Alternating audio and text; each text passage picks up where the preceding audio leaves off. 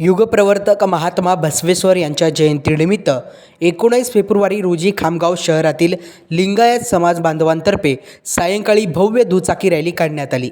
महात्मा बसवेश्वर जयंतीनिमित्त सायंकाळी स्थानिक जलालपुरा भागातून अश्वरथावरून महात्मा बसवेश्वर यांचा अर्धाकृती पुतळ्याची वाजत गाजत भव्य शोभायात्रा निघाली। शोभायात्रेदरम्यान शहरातील टिळक पुतळा येथे लोकमान्य टिळकांच्या पुतळ्याला तसेच नगरपालिका मैदानातील डॉक्टर बाबासाहेब आंबेडकर यांच्या पुतळ्याला आणि पोलीस स्टेशन जवळ असणाऱ्या राष्ट्रपिता महात्मा गांधी यांच्या पुतळ्याला माल्यार्पण करून अभिवादन करण्यात आले।